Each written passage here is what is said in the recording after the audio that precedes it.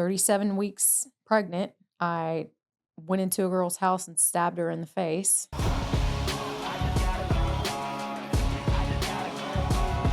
Crystal, thank you very much for coming here. You're living in Fort Lauderdale now. Yes, yes. And today is 11 years clean and sober.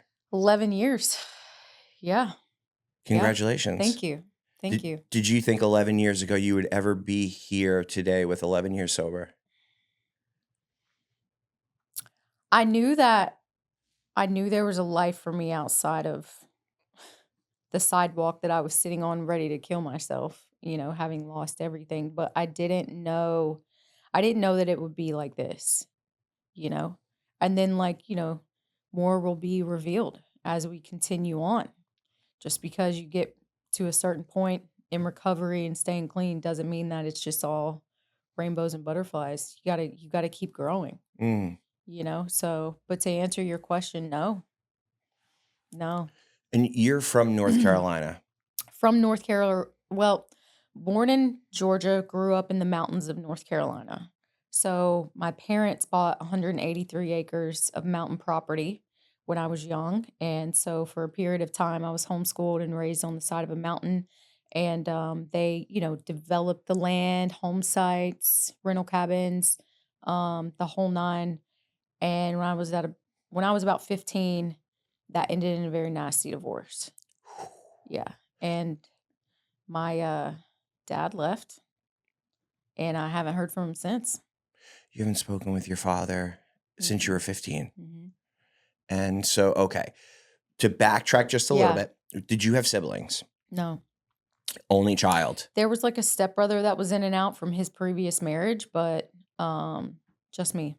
Okay. What kind of kid were you? I was a weird kid. I'm still a weird kid. Don't get me wrong. So I was always very in tune with like everything around me. Everything was alive. Like for a period, I didn't even know until I was older that in the household there wasn't a whole lot of nurture, right? There wasn't a whole lot of, physical connection, a whole lot of love there. Like I was basically an employee with them. My mom, which I'm sure we'll get into, textbook narcissist, right? So it was never about me. It was about her. And, for him, it was about making sure that she was happy as well. So I learned how to cope in ways that now as an adult, and after therapy, that I learned how to survive, right? Not just emotionally, but like learning how to be alone at a very young age and not getting the things that you need as a child. So I found it in other ways, right? As a kid, I was alone in the woods for a long time, and I thought everything around me was alive. And it's funny looking back on that now as an adult, I believe that all over again. Like the trees, the ocean, all of it, like it's all a part of us, right? And as a child, being able to tap into that is very interesting. And then growing up and realizing like there's some truth to it. But I wasn't very, finally like I get into like middle school and high school and stuff, and like I go into the cheerleading team and all that. I had my mom would make me do modeling and stuff because I was cute, right? And it was kind of like this poster child of, my daughter's attractive. Let's capitalize on that. So I kind of just wore these masks in different areas, cheerleader, model, like whatever. And I low key was like a little emo baby on the inside. Yeah. So I had friends and stuff like that, but I was alone a lot also. I had people around. It's like one of those things where people are like, I'm standing in a room full of people and I'm like screaming and no one can hear me. It's like that, but as an adolescent, I think it's heightened a little bit because we're dealing with all of these emotions, and life was pretty normal. Life was pretty normal up until a certain extent, and it was like everything was just swept out from under me. When you were doing the modeling and you had said, I think your mom or both of your parents were like, okay, Mhm. let's capitalize on this. Mhm. Did you feel the pressure from Yeah. your parents and your mom, or did you realize it later on after doing the work? Um, so right after the divorce, my mother moved me out to Los Angeles, California, and my dad was not there, right? So now I was left to her demise. And the pressure from that was, look this way, act this way, put this on even though it's revealing, Mm. go around these men that are touching you when your mom, turns around. Thankfully, nothing happened, but it was still very uncomfortable for me. Show up to the studio to sing because I was doing music. Go party like a rock star until 2 a.m. at 16, 17 years old. And, my mother would leave me for weeks at a time with the guys that I was either, doing music with or associated with and the industry, and then she would come back to, like, check on me, right? And at the time, I'm like, "Okay, this is cool," but looking back at it, it's like I was barely eating, I'm, like, drinking nonstop, and, there was no protection anywhere. And, that's when I discovered my first drug of choice, which was Xanax. And this was at 15 years old? 17. 17. Okay, so you had been drinking here and there, Yeah, let's say socially, yeah, and then you came across in Xanax her purse. in your mom's purse. Oh, yeah. Yeah, so I'll never forget it, obviously, it's when the gates of heaven came open. She had popped in to check on her product, and we were all hanging out and recording music and drinking and doing this and that. And I just remember, like, always feeling this pressure on me, and she was there, and I went into her purse for something, and I seen this bottle and it said take for anxiety, right? And I was like, well, have a lot of anxiety, so I'm gonna take a couple, right? And I took them. I was like, "This is great." So I went back in her purse, full blown addict already. Went back in her purse and like stole a bunch of them for the next day, And so then I had remembered where people were like, in high school, like they would crush them up and snort them and things like that. I'm like, well, I'm gonna try to figure that out. And I did that, and it's I can still remember it like it was yesterday. It was just like, this is it. Mm. Nothing mattered. The pressure was gone, the stress was gone, the fear was gone, the expectations, like my mind was just quiet for once, Mm. and I was like, I have to do this for the rest of my life, you know? The chaos Yeah. had stopped in your head. Stopped. I Yeah. remember that feeling. Yeah. Yep. Yeah. I was like, I want to feel like this forever. Yeah. Okay, so that's 17 years old. How long Mhm. are you in California for? Until A what age? couple years. So I originally went there the first time, I think, towards the end of 15, and then all of 16 and 17.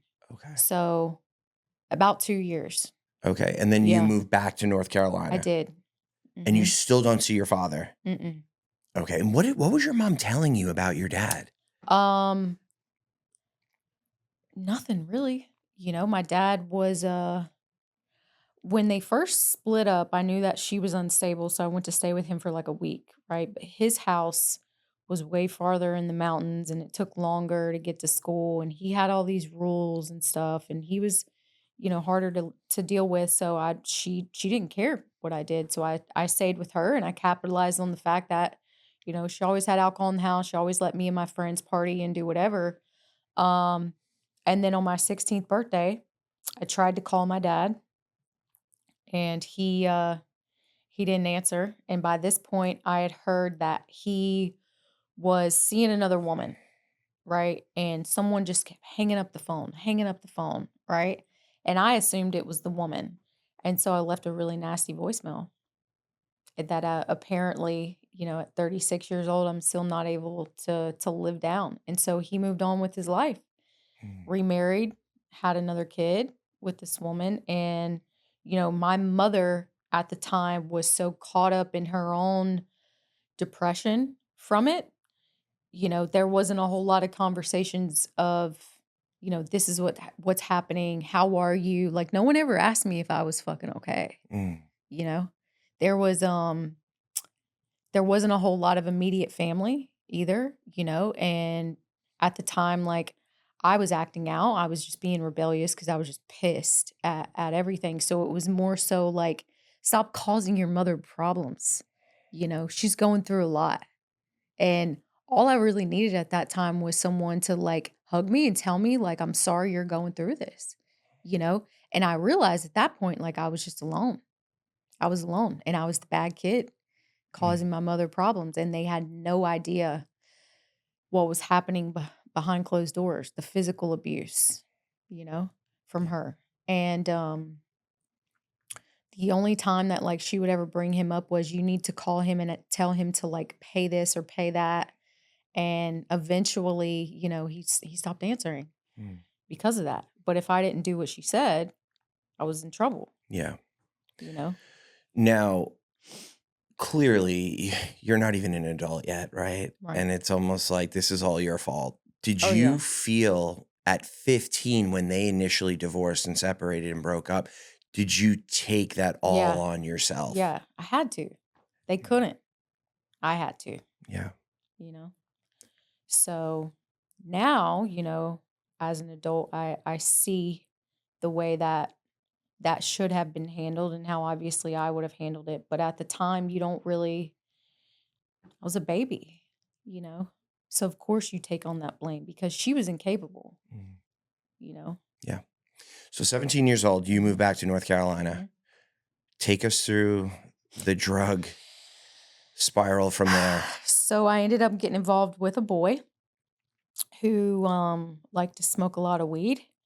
And it was just one of those intense, intoxicating relationships, like just, your ride or die, Bonnie and Clyde type deal. And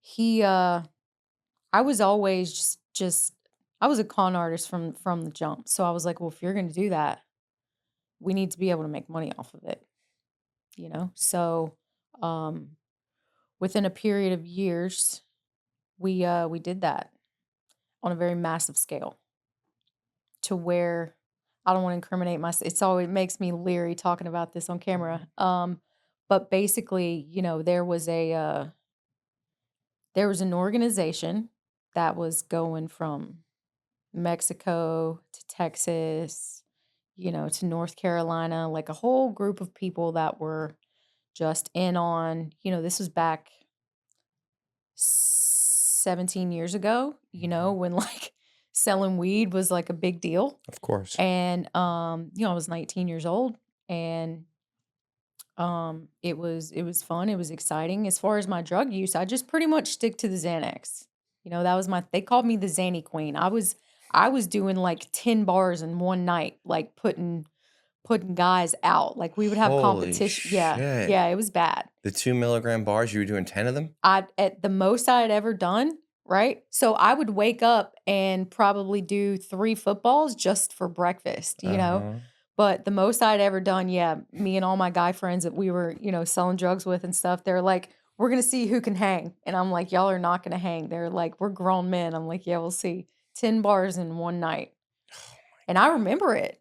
Oh That's my the crazy god. thing? That's So crazy. yeah, so and also, the territory that came with was a lot of violence. That was my other drug of choice. Mhm. I was constantly in and out of jail for fighting. Who were you fighting? Other Just women or men yeah, or yeah, both, for whatever reason. Um I mean, I was a drug dealer. So a lot of the times when, people didn't pay or, I just got a wild hair up my ass and decided to pop off for whatever reason, I was just ruthless. I but was ruthless. people are carrying guns in North Carolina. I Yeah, feel but like I was one of those people carrying those guns. You know I what I know, mean? but you I mean, all right, you're insane. The Yeah.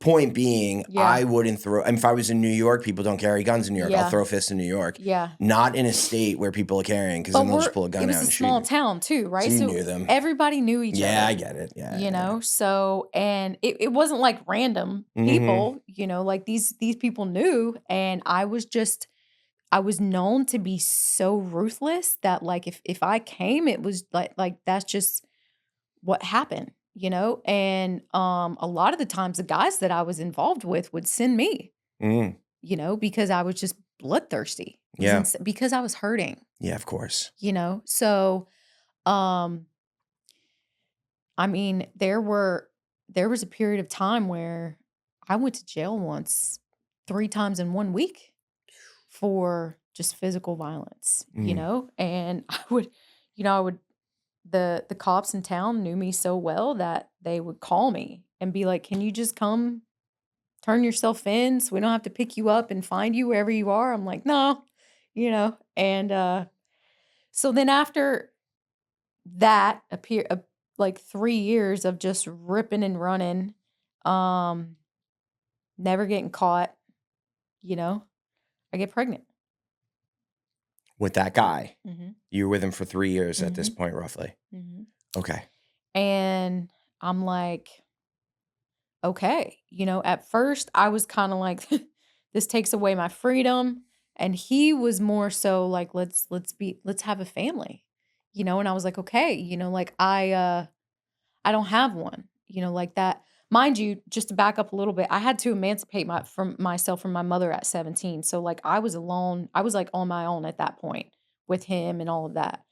And she ended up running herself into a tree going 80 miles an hour and lived through it and is still handicapped to this day, drinking like a fish. Yeah. So Holy shit. talk about being alone. You know, there was no one. It was just me and him. Um, so I get pregnant. I'm like, okay, maybe it's time to settle down. Like maybe this is like your shot at, you know, just something different. And so we got out of selling drugs. We got a little house. I'm pregnant at this point and still very violent, believe it or not. At 37 weeks pregnant, I went into a girl's house and stabbed her in the face. Yep. Wait. Am I Okay. allowed to say that on here? Yes, you are Okay. you could say Yeah. whatever you want. Okay. Okay, but hold on. Let's backtrack. Okay. You're 37 weeks pregnant Yeah. and you stab someone. Mhm. Can you tell us the whole story, what had happened? Okay, so actually, we were out of the weed game as much as possible, right? But this was 2010. So you know what was happening down here? The pill Pill mill, mill. right? So we were like, all right, well, before we completely get out of everything, let's capitalize on what's happening down in Florida. So we should drive down here. Now I was pregnant at the time. And where I lived, you could just sell those for astronomical, right? I grew up right outside of the Cherokee Indian Reservation where the casino was. So, we would do that, you know, and um, there was someone that owed me money and said she wasn't going to pay me. It was like 90 bucks and made a comment about my unborn child. And so me and a couple, my I don't want to incriminate anyone. Me and a few people went there and they were like, "We'll just go in, we'll collect the money, you stay in the car." And I'm like, "Yeah, okay." So, um, I like look down in the floorboard and there's like these empty beer bottles, right? And so I hear like they walk up the steps, I hear like the racket of everyone arguing, and in my mind I'm like they're all just gonna just be pussies about it. So I go up and I see the girl and I have this beer bottle in my hand and I chunk it past like a line of people and it cracks her in the head. And then at that point, everyone just like dives in on each other, me included. And so then me and her are wrestling um in like this pitch black house in the middle of the night. Like I'm pregnant, she's bigger than me. Like, um, just I could see the guys like, dragging the other guy's face across the counter in the kitchen. Like it was brutal. And she grabs this bottle and smashes me over the head with it. Right. And somehow I got it. I got the handle and I just started stabbing her in the face with this bottle, you know? And eventually, The guys had grabbed me and we all left. So a couple days later, the police call me and they're like, Crystal, there's this girl in the hospital, that apparently she's got like 40 stitches down the middle of her face. I was like, I don't know what you're talking about. I didn't do that, you know? And they're like, just go ahead and come down here. At this point, I'm in another county, whatever. They ended up coming and having to extradite me and everything. At 37 weeks pregnant, I sat in jail, not for long because I always bailed out, for assault with a deadly weapon. What ended up happening with the case? That's the crazy part, right? Because this is where God steps in for me. And after doing some step work and a ninth step, I had to take a look at a lot of this stuff. Um, I have no convictions on my background of physical violence. Now I have 3 DUIs. Took me a while to figure that one out. But each time I would go into court, either the witness was too scared to show up and testify against me, or something would happen and you know, no witness, no case. They always got dropped. The Zanny Queen Crazy. had a rep in the streets. Yeah. And you know what's sick?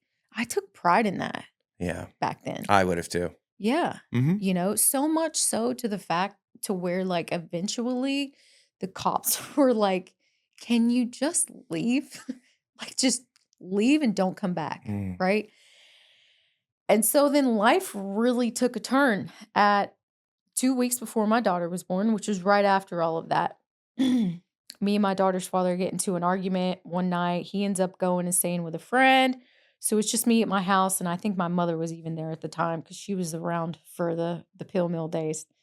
And I hear this knock on the door, and I open the door and swarms of FBI, DEA, ATF, all of them just coming in my house. Where is he? And at that point, we were not involved anymore, but it didn't matter. They had been building a case for a very long time, you know? And thankfully, out of the grace of God, they weren't looking for me. I was pregnant. I was in trouble in other ways. Um, they found him that, within a couple hours because they were in town. When like you're on drugs and you're freaked out and you're like the feds are watching, Yeah, yeah. they were actually watching us, So when people do that, I'm just like, whatever, dude. So they'd been watching us for months and everyone that was involved in all of that. And they rounded up like 5 people in one day and had a court date for them that same day. And he calls me and he said, I walked in and so and so and so and so was here and they told me to just get comfortable. I'm not going anywhere. So then I go into labor 2 weeks later, right? And something is off. Something's not right. And they found out the baby wasn't turning the way that she was supposed to, and both of our heart rates started dropping. So I ended up having to have an emergency C-section. And I remember, having this baby. Um, and what's supposed to be, I talked about this on my story on my YouTube. I'm looking around, my mother's not there, my dad's not there. The father of my child was just taken, and I don't know when he's coming home. And it's just like me and this baby, and what was supposed to be the best moment of my life was also the hardest, one of the hardest. And he didn't come home for 2 years. And I developed an addiction for pain medicine because of the C-section. Now, when you were pregnant, did you stop taking Xanax? Yes, but at the very end of my pregnancy, and I don't really talk about this much, but I don't really give a fuck anymore. at the very end of my pregnancy, my doctor actually prescribed it to me because my stress levels were so high. Mhm. They said it was better to take them than not. So, but yeah, when I first got pregnant, I quit everything. No drinking. I even quit smoking cigarettes, you know? Um, so yeah. Okay, so you have the emergency C-section. Mhm.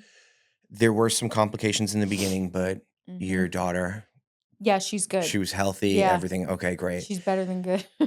Okay, so you get addicted to pain Yeah. meds. I'm assuming it starts with Percocets. Yep. Mhm. Mhm. And we know how that goes. Yep. Starts with Percocets, and then, at this point, the pill mill was still going on down here, and so I don't really remember much about that whole time because I was dealing with postpartum, I was dealing with depression.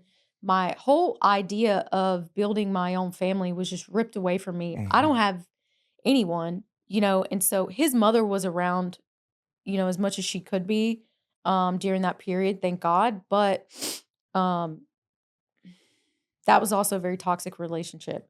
And so somehow I get, it escalates from Percocets, obviously, to Roxy's. Mhm. And like that's just for a period of time, like I was heavily dependent on that, and I couldn't stop. I Yeah. couldn't stop. I had this little baby that needed me, right?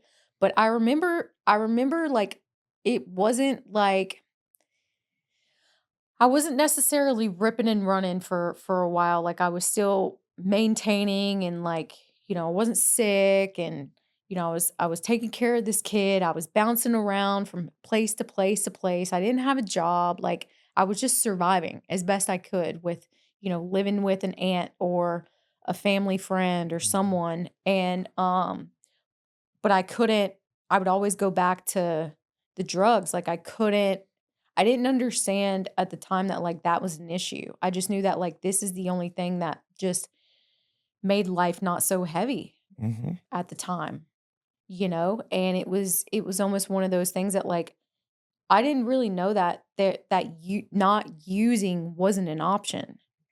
Like I had heard of like AA meetings and like, the old men that sit around and drink coffee like they do on TV, but I didn't know anything about recovery. I'm in the middle of nowhere in the mountains. Like at that time I don't even think they had meetings up there, Mm. you know? Um so that went on for a couple years until it started to get pretty bad. And so eventually it got to a point to where I would know when I was about to, disappear for a couple days and just go on a run, and I would make sure that my kid was okay. Mm. I'd make sure that she was in a safe place with the grandmother or a family friend or someone, but I just needed to go and use. I needed to go get high and I needed to go just burn shit to the ground in whatever way that I could. Yeah. Cuz I was hurting. I was hurting. Well, I'm a firm believer that drugs also saved our lives at one point. And I say that Yeah, because look, those first 2 years, the father of your daughter is locked away. yeah, Your idea of a perfect family has been just shattered. Your shattered. mom, your dad, no one's there. Yeah, And that kept you afloat right, for that amount of time and right. and essentially saved you for that amount of time. Yeah. Um, okay, so you start going on runs now here and there. Mhm. At this point, does the baby daddy come home or is he still gone? Yeah, so baby daddy was very hard on me while he was in there. Um, there were a couple times like we broke up, but for the majority of it, I waited on him to come home. Um, and but I couldn't get clean and like he didn't really know how bad it was, and so he told me when I get home, you need to have us a house, have us a car, you need to be in college, have a job, and don't be fat, So like all these expectations he put on me and like that's my man, so I'm going to do what he says. Yeah. And it's harmful like thinking about that now because I still have that mentality a little bit. I think that's why I've accomplished so many things.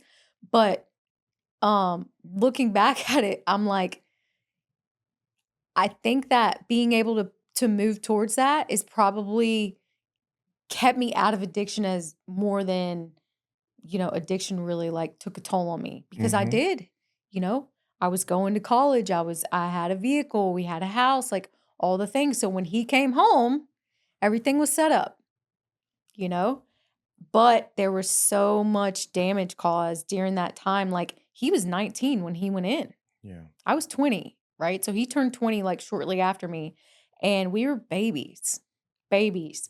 And he went to federal prison for 2 years, right? On a conspiracy charge to distribute mass amounts of marijuana over a period of time and involved with other people. And so he went in there at 19 and like that changes a man Mhm. being in prison that long. I still don't know what he dealt with in there. So when he got out, I had all the things, but I was fucked up, you know? I wasn't clean. And then eventually, he started using with me and we would fight and it was just chaos. Yeah. And we maybe stayed together for a couple months after he got home. And like, that's all I wanted. That's all I wanted was my family back together. And he left me. He left me, and that was the best thing that he could have done for me. What's crazy is a testament to the work you've done. Mhm. You saying him barking all of those orders at you while he Mhm. was away Mhm. and you were home. I could sit here and we could bash him together, of course. Yeah. But you're like, wait a minute. That actually I can say, Yeah. yeah, it's a hard you don't do that. As your Mm-mm. significant other, you don't be Mm-mm. fat, go to I college, get a know. job, I support know. us. I You don't know. say that. No. But how you've shifted your perspective talking about it, Yeah.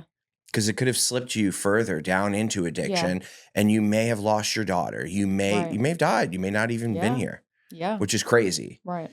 And we'll get to the work in a sec. Yeah. So, okay, so he leaves you, Yeah. and I mean, look, if my timeline is correct, you probably have about another 3 years of using ish. Not really. Okay, About or no? 2. Okay, so take Yeah. us through those 2 years. What was that like before you So, got sober? uh, him and his mother tried to take my daughter from Mm, me, right?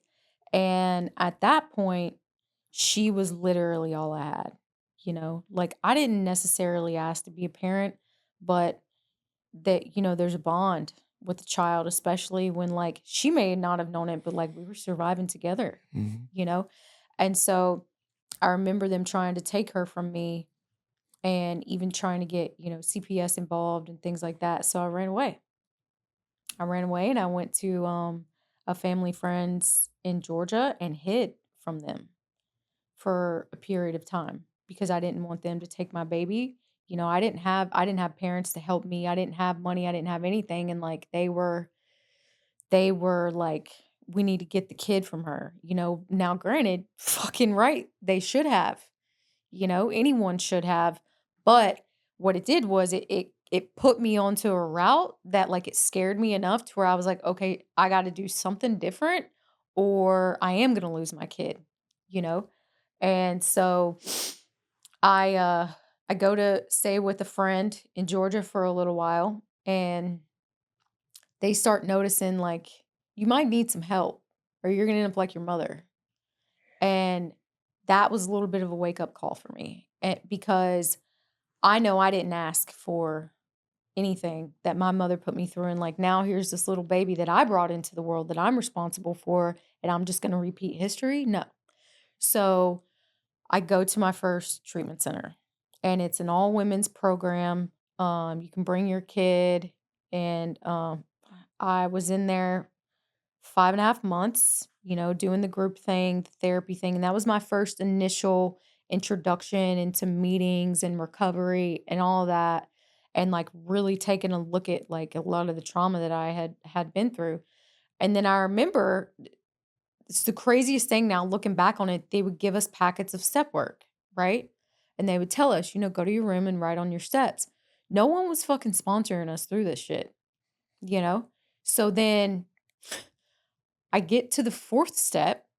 I take a look at the moral inventory and read what it's asking of me. At 5.5 months in that place, I walked out the front door and went and got drunk immediately. Yeah. You know how they say 1, 2, 3, drink? Yep. Yeah. Mhm. You're giving addicts with no concept of recovery. My camera died. It's okay. Oh, it was yours. Okay. Yeah.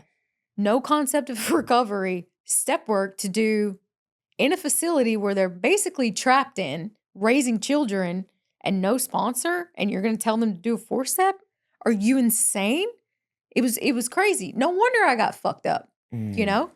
So then shortly after that, um I kept drinking for a little while, and then I decided to go back into like a 6-week, I don't know, IOP or Mhm. something like that. And I was like, okay, maybe I need to go to these meetings that these people are talking about. Mhm. So I start going to meetings, and this is all in Georgia at the time. I start going to meetings. I start, listening to what the program's saying. At this point, I'm going to NA meetings because, obviously I'm a drug addict.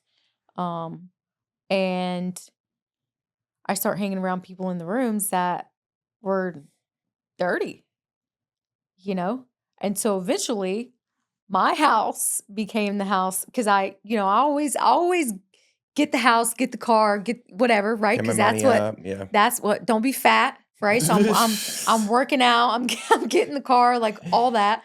So I had my own place at that point. I was working, I was literally walking to work uphill both ways.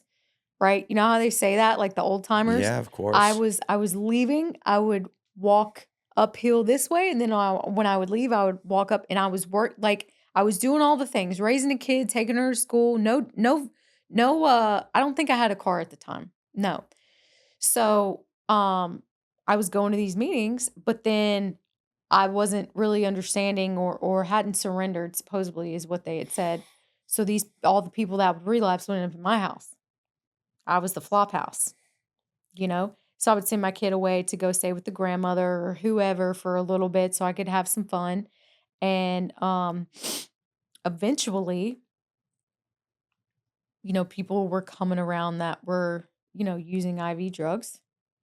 And I hadn't done that yet, so but I would drink and I would, take pills and stuff like that. And I got involved with this guy that would do it. And I was like, well, let me try it once. And it was a very quick downhill spiral from there. It didn't last very long doing that.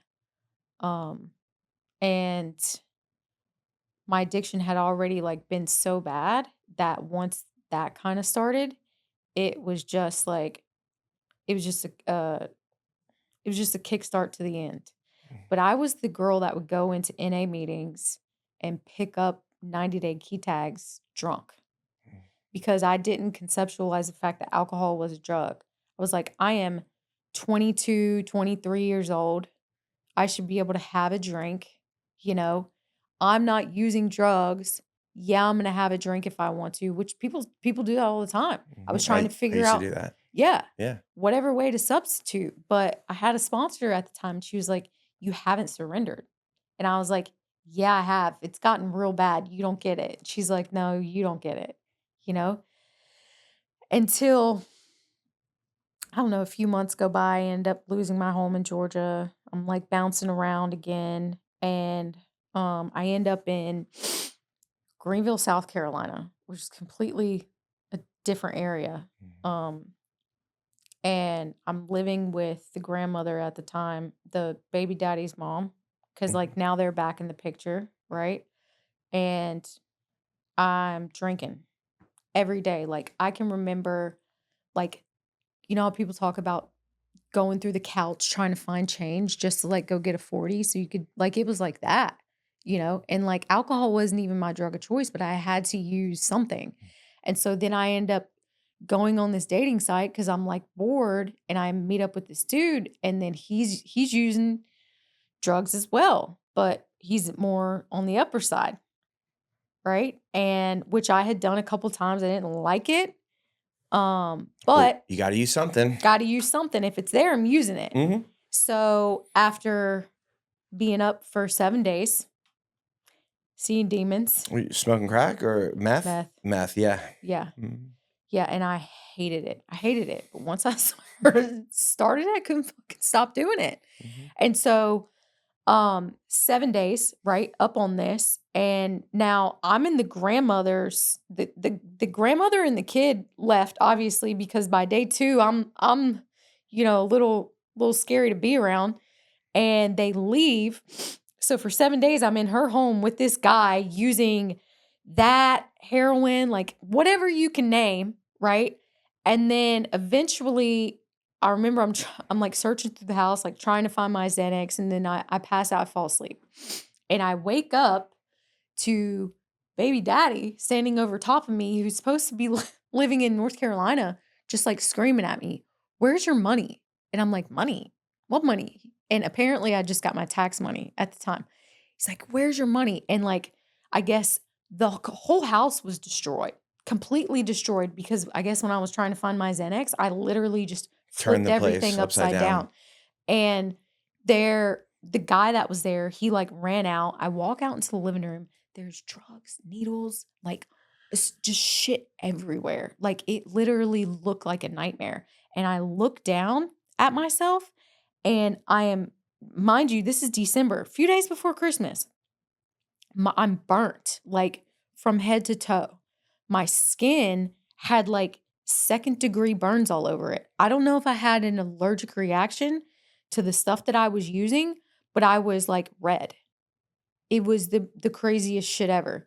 And so I'm like, "I need help," like, I need some help, like, something. And I remember, like, trying to get into the bathtub, screaming bloody murder because, like, my skin was burned.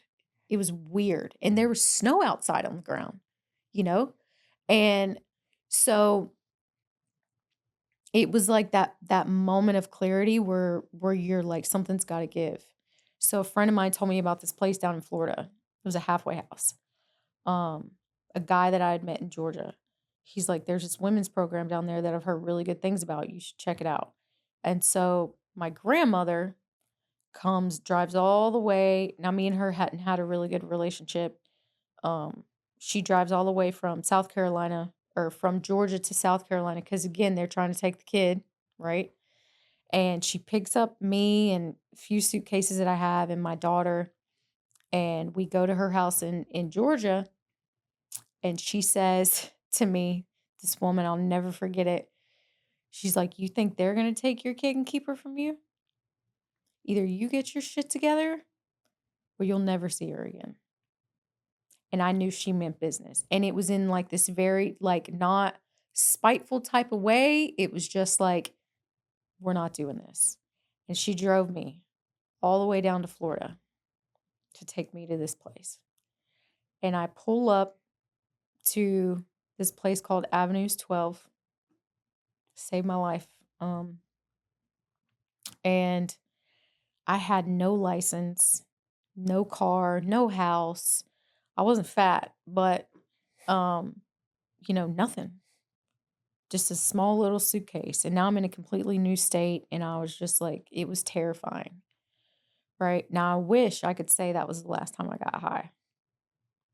So I go into this place, and I'm like, in Florida, right? This is great. There's a whole new world out here. There's life out here, right? And I'm like, I need to just stay away from men.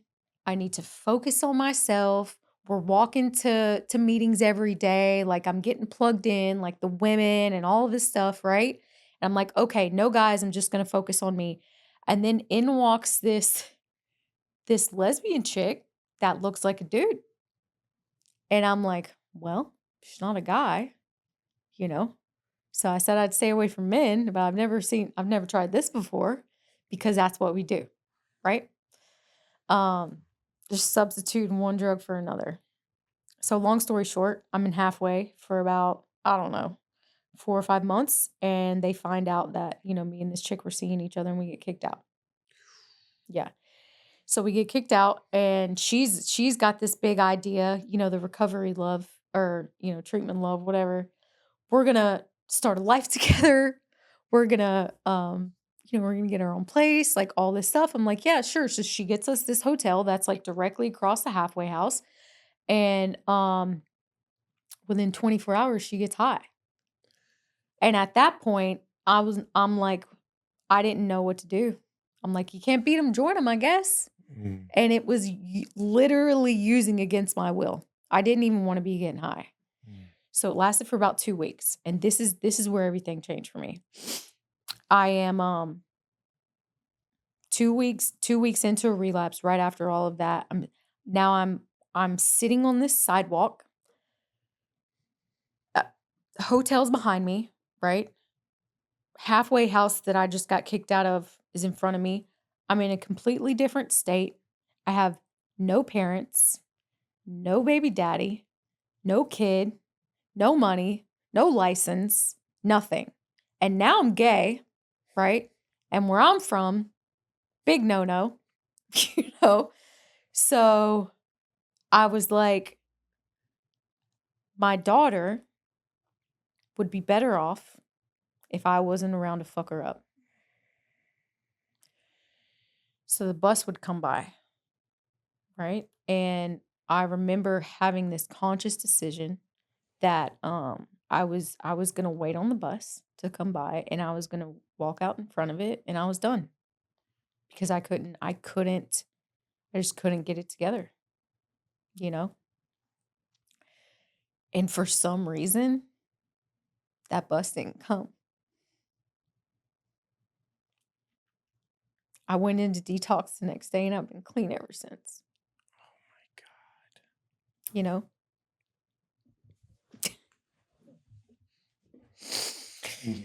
Okay. That's wow. Yeah. That's a beautiful story. Ugh. It got beautiful at the end. Yeah. Yeah. And that was 11 years ago exactly today. Today. Wow. Yeah. S- Um, but this time I was like, I'm not gonna do it my way, you know? I'm gonna I'm gonna just listen to what everybody else has to say, I guess. So I did. I did. I think I went to a meeting every day for like 6 months. And I just slowly started rebuilding my life. I did end up staying with that girl for a period of time. We shared a clean date, and I think that kept me clean for a really long time because it was one of those things like, well, I'm not losing our clean date, I'm not going to be the one that goes out. yeah. But life got normal, so I went through the program. I stayed clean. I graduated from that program. I moved over to the apartments in that program. I found a sponsor who was with me actually for 10 years up until this past year, and started taking me through the steps. I started, peeling back all those layers of all the things that happened, like trying to figure out what my part was, what my part wasn't, the what I'm responsible for. And then after about 9 months, um, my kid came to stay with me, and that during that period of time was the only time that I'd ever actually not had her. I wasn't present, but not having her was it was good for me because it gave me the ability to be able to like really be with myself. Hmm. But also like I didn't ever want to not have her ever again. And so she was about, I think, 4, 5 years old. And at the time I got, a job working as like a leasing manager for an apartment complex that I eventually moved into, and like all the pieces started, kind of coming together. And then for years I, raised my kid with this girl and just did recovery. I was super plugged in. This was up in Daytona. Hmm. My Daytona family, like I'm still close with a lot of those people up there. And I got my life back. got my life back, and I decided I was gonna go back to school. I was definitely fat. I had the house, I had It's the c okay. it's okay. It is You know, okay. it's funny, Halsey was, like, super big in Yeah. the beginning back then, and Uh-huh. she, like, cut her hair and, like, did all I shaved my head, Mhm. right? And had, like, the Miley Cyrus haircut and then got super fat. I looked like I should be driving a truck. Like, I look back at those and then I was dating a chick, so everyone Yeah, was you were like, lesbian. That was yeah, but I wasn't really trying to go for that look. It just kinda happened, yeah, you yeah, know? yeah, yeah. And, so then I put myself through college while not having a license. Good for you. I didn't have a license for 3 years that I was clean. And so, like, I would hear people say, like, all these excuses on, like, "Well, I can't go back to college," or, like, I got my kid, I got, like, all," and I'm like, "Dude, I You have don't have no idea what I've been through. no idea. No fucking parents, no license. I have a baby on my hip, right? But like I just refuse to be a statistic. So I would figure out a way to get my kid to school and then I would go to work and I would ride the bus to college, you know? And I did that for a period of time. I ended up graduating. My first degree was a as a surgical technologist. I worked in the OR. Mhm. So I did surgeries. And then realized that I hated the medical field and I just wasn't cut out for that. And actually, this is where things start to shift a little bit. Again, at 5 years clean, um, I take my daughter to SeaWorld, and I walk in, and I'm just like mortified. You know, I'm like, does anyone else not see this? Like, what's going on inside of here? You know, because like I've always been like a water baby, right? And this What they're was doing to the animals and stuff, and Yeah. yeah. I'm like it's like I could feel just, like, the sorrow and what's going on in there. I was like, "Someone's gotta stop this," you know?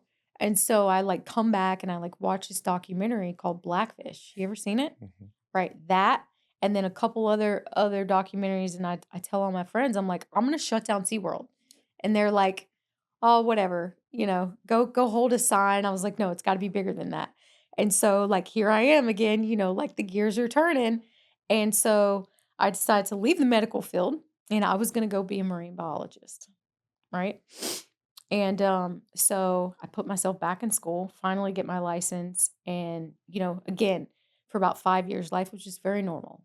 Recovery was, it was bumpy, but it was easy. I've, had a home with, in a relationship that sometimes I was okay with, sometimes I wasn't. It was just all very, very normal. And then I go back and I get my second degree, right, as an associate of science, right? Mhm. And then I'm like, okay, well, COVID hits.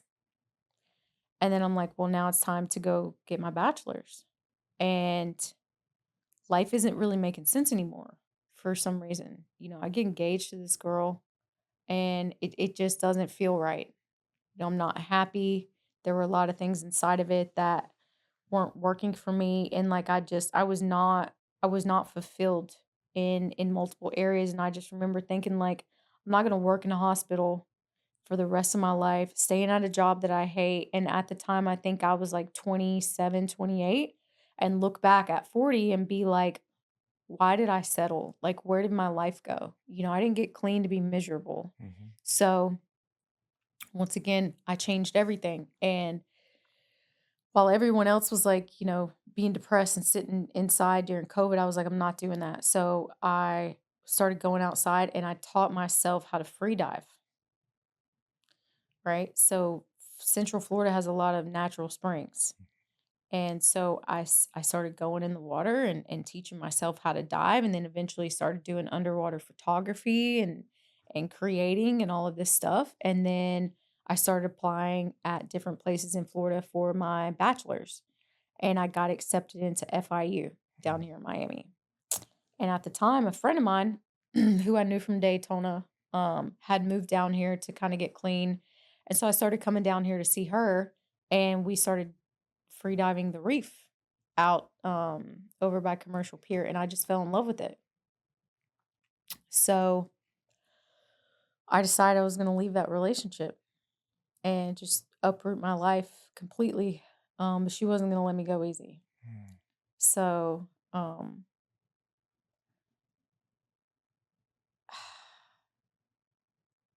she was in EMT school at the time, and obviously I have a little bit of a violent history.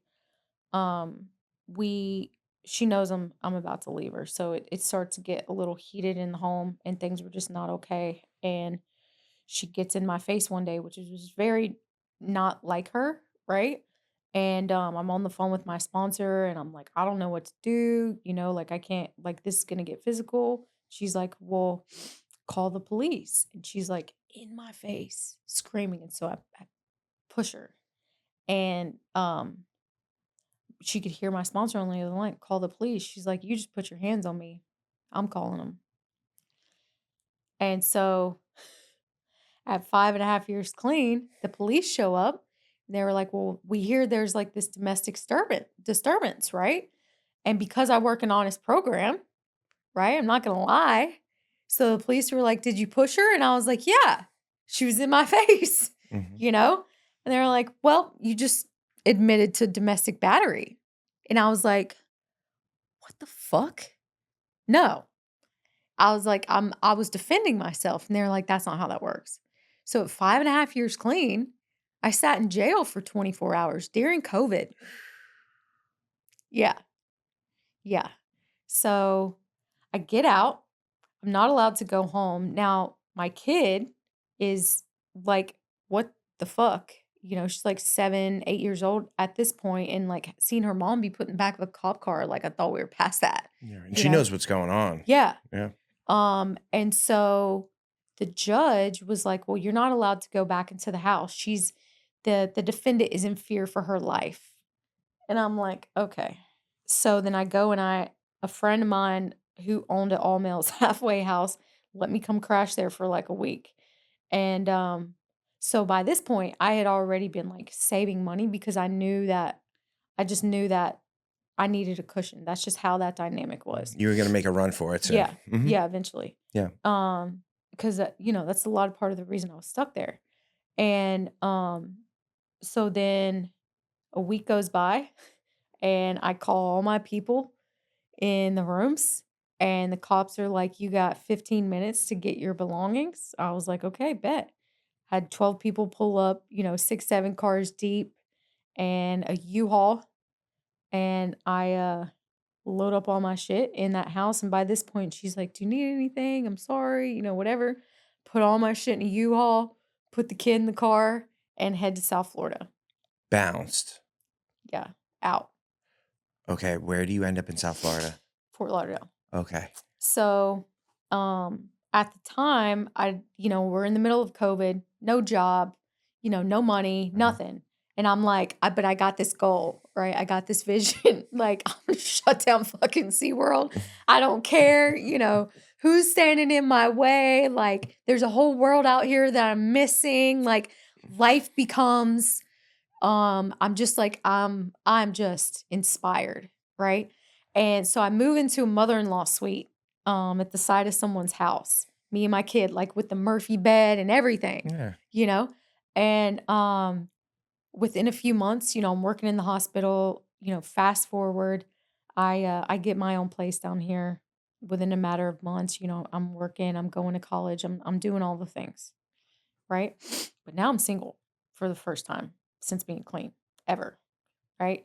And now I don't really think that I'm gay. So now we start introducing men back into the picture. First time sober. First time sober. So it's Ooh. like losing your virginity all over Yeah, again. of course.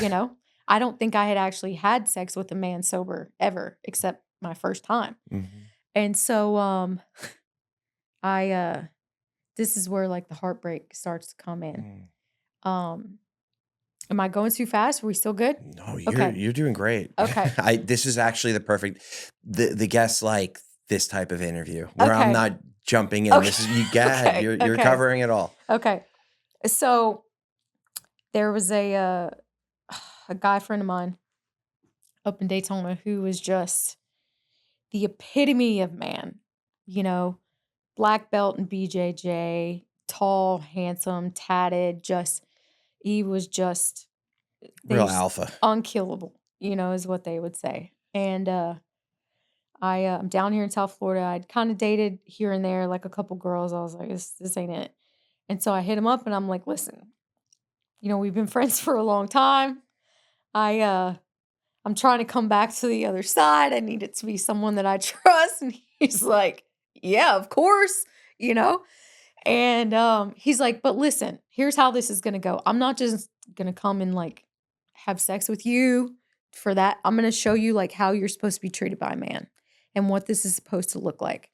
Right. So he comes down here and we spend like 5 days together. And I'm talking like he gets a hotel on the beachside. We go to Miami. Like it was just the most beautiful 5 days ever. And so me, of course, being a woman and like an addict, I'm like falling in love with this man, you know? And he goes back home and we, kind of have this conversation that like I don't, the distance and stuff like that. And then he he relapses shortly after. And he's like, I need to make sure I'm putting my recovery first. He was in and out of the rooms for a very long period of time, would put some time together, and then that just one of those people that were just too smart for the program, Mm. intelligent, hard-headed, Yeah. you know. And so after a couple months of just kind of going back and forth of what that dynamic should look like, he ultimately was like, this is not gonna work. You need to go live your life down there. You need to go save the whales, save the ocean, do all like I'm fucked up, you know? And I was like, okay. So I was heartbroken. The first man I'd fallen in love with for a very long period of time. So then I was like, well, cat's out the bag. Now I need to go see more men, Mhm. Like now we're just on the prowl in South Florida. Watch out. So I was like started kind of like talking to different guys here and there and figuring out what that looks like. It's like a whole new world to me. And within that time period, I get a phone call that they found him dead in his house. Daytona guy. Yeah, overdosed. What year was that? Uh 2021 or 22. I'm so sorry. Yeah. So, you know, uh the first man that I had like really loved in a very long time. And dude, I just remember like getting that news and like I feel like I didn't get up out of my floor like with these sounds coming out of me for like hours, you know? And cuz I had never that never hit that close to home for me before. And it was like subconsciously like I couldn't handle it. So I like told myself it's so weird like talking about this out loud because I didn't really talk to many people about it, but it was like I told myself that that wasn't real, that he wasn't dead, he was just in Daytona, and like we just weren't talking anymore.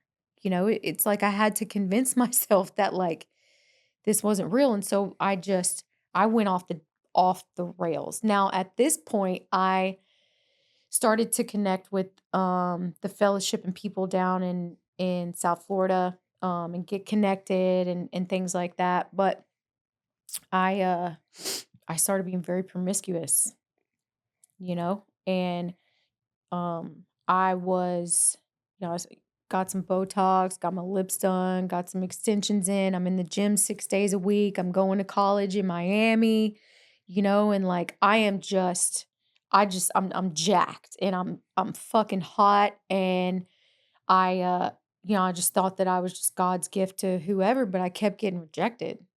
It was weird, right? So like I would get in these situationships with people and then I'm like, okay, we've been spending time together, we're sleeping together, we're doing all these things. Like, aren't we in a relationship? No. What do you mean? I'm not ready for that. And I just kept finding these people like over and over and over. And so like I found a different bottom in recovery at like 6, 7 years clean, where from the outside, um, everything looked very good. I'm actually bartending now at night because I'm in college. I'm raising the kid by myself and all the things. And I was just broken on the inside. And it was the best I'd ever looked in my entire life. I was just drop dead gorgeous, right? And I kept running into situationships where people would get close with me, and then it would be they were just emotionally unavailable. And I like took that on personally. I'd never experienced rejection like that before. And so as a woman, especially in South Florida, when you start experiencing things like that, you're like, what the fuck is wrong with me? So now there's this whole new level of obsession and, you know, um self-hatred and vanity that's involved that I'd never experienced before. Just this version of myself that like all I could think about was the person that I was currently caught up with in the moment, and like that took precedence over everything. And I was just like all I could think about was myself, or that I would call my friends and it was like all I could talk about was like what like sending screenshots of our conversation like the crazy girl, you Mhm. know? And I'm like, what the fuck is this? This is not me. And I experienced that for a while in recovery and was just not okay. Not okay. Well, also, welcome to South Florida men. That is Yeah, very, very common. right. But also, too, you were, you probably had this mood at that point Mhm. that you were attracting that type of guy. Yes. So that's, Yes. it's I not know that you. now. It's not you. Right. It is the guys you were attracting. Right. Because now that I know, there's a certain level of emotional unavailability from my part, because there were definitely guys there that would have given me a relationship, given me the time of day, probably treated me right. But it was the one or two motherfuckers that weren't giving me attention that now I had to have it, right? It's a Mm, control thing. So, how dare you reject me? So now I need to make you see what you've lost, like just that whole spiral. Crazy, right? And so at this point, I let's just talk about God for a second, because God, I grew up Bible Belt, Christian, right? And then, you go through addiction and you go through different things, and you get pulled away from that a little bit, but then being in a relationship with another female from where I come from, you're going to hell if if that's the case, right? So then NA told me your higher power can be whatever you want it to be, right? So I'm like, Okay, cool, it's the ocean, right? The ocean is bigger than me. You know, I find love there, and like it was just what I grasped onto for the time being. And then slowly but surely, I started getting into sage and crystals and like the new age stuff and energies, and like there was a lot of truth to that. Now I'm a biology major, so science, I can conceptualize um all of it. And so then while all of this is happening, um I start to feel this need for control to try and take matters into my own hands. So um I'm in my 11th step at the time, which, they tell you go explore different religions, mhm. go to these places, go try this out, go try that out. Well, I like to take things to the extreme. So I start researching pantheons. You know what that is? Not really, no. Okay, so you know how like the Greeks have their group of gods, Mhm. the Romans have their group of gods. Mhm. All different cultures have a group of pantheons, Mm. right? To basically different entities. Everyone just calls it something different. And I'm like, okay, well, everyone's basically doing the same thing.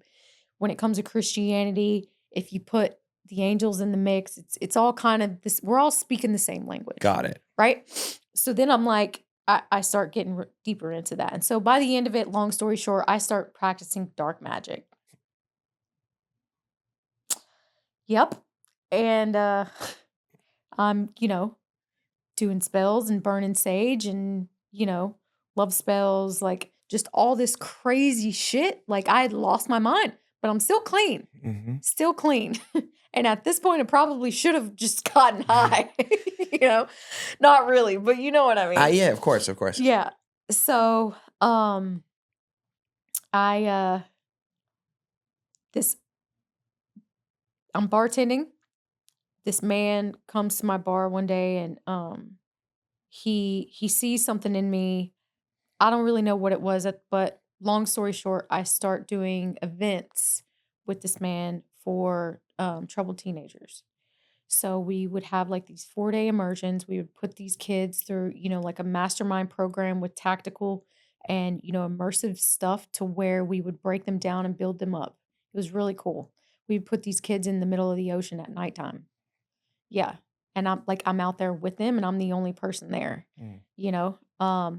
And so that started to help like rebuild my confidence level and, different things in that area. And then I was introduced to this woman who was a coach with all of that.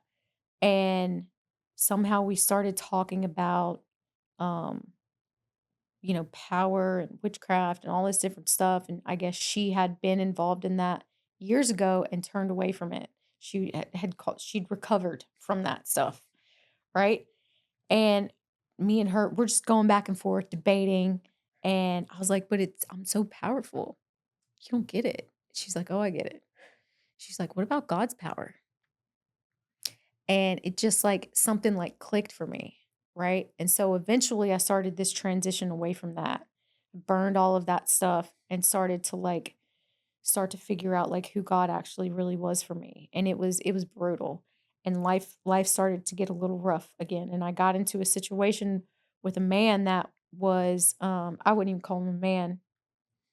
It was like a coworker thing, someone that I would have never even looked twice at, wasn't even attracted to, um, in a very toxic situation at home with a pregnant baby mama who was on drugs. Like it was just crazy, right? And I'd stooped down to entertaining this guy, um, and because I was already so broken, like I just needed someone to love me at Mhm. this point. And, it was like an emotionally abusive relationship. It just got very dark for me. And until finally, like, I, like, woke up one day and had this moment of clarity to where I, was just not gonna tolerate whatever I had stooped down to, and I realized that, like, I really needed to start to understand what not loving myself looked like because I feel like that concept is thrown around very loosely with learn how to love yourself. Well, I just can't conceptualize that. I know how to value certain things that I will and won't tolerate, right? And so then I got this spark of inspiration again, and I'm still in college, and I'm like, I I'm tired of working at the bar. I'm tired of working at these stupid jobs. I'm gonna open a business, right? And I told a couple of my friends that, and they were like, "What business?" I was like, "I don't know, but I'm gonna open a business." And they're like, "Okay, here you go with your crazy shit again. You're gonna shut down SeaWorld and open a business." I Mm. was like, "Yeah, well, you gotta being a marine biologist, there's no money in that. Like Mhm. you have to start foundations." So I called a couple friends, and I learned about the South Florida call center world and figured I'd already been in sales. I'd worked in moving rooms and stuff like that. So I already knew kind of how the game was. And a friend of mine told me, a little bit of the ins and outs of how to open an insurance room. And I started learning the ropes, shook hands with a couple people, started putting some pieces together, and I knew nothing about insurance. But they didn't know that, you know? And within 2 months, 3 months, I had equity in a company running insurance, and, within 6 months, we were just hidden numbers in the industry that were just like no one else was doing. I partnered up with a man who was extremely intelligent, very good at um, business and numbers and systems, and all the players came together, and I poured my entire soul into that company. This is where it starts to get a little raw. And okay, Before you go into that, yeah. what year did you start that company? The very beginning of so that I got the idea at the end of 2023, and the very beginning it opened of 2024. Okay. Yeah. Okay. So 2024, you have a pretty good year Yeah. business wise. Yeah. So go ahead, take Mhm. us. Yeah, 2024. And so the goal was this, right? The goal was me and my partner had a very similar goal. It wasn't just let's open a business and make money, right? Like let's create something to where we can change other people's lives. Got to be able to scale it. Scale. If you can scale something, Yes. But less manpower. scale with culture, Mhm. right? Like let's bring people in who have certain abilities that just need a head start in life. Let's breed people, let's build a family, let's pour into people, let's get people out of, their financial bullshit. Let's like do things different, you know? Um I have a gag order on me. So there's certain things that Mhm. I'm allowed to say and certain things that I'm not allowed to talk about. So I'm going to have to be very careful. Um, I only had a certain amount of control inside of the business. In certain ways, I did have a lot of control, and in certain ways, I didn't. Right. So eventually, my partner decided to branch off with other people that we were connected with. Um, to start scaling in different ways. I kind of had hands on, kind of didn't, but I was left to run this room completely on my own, right? Um, Barely little help. Now at this point, I was changing people's lives. Like I was bringing people in, taking them from other rooms where they were either just not making money or working stupid hours. Like I was blessing these people, Mhm. but I got a little too close to my employees, and it became like a family unit, to where um, I'll get to that. But the business was doing very good. Um, and then there were some changes that were forced from like higher ups to where the business started to struggle a little bit.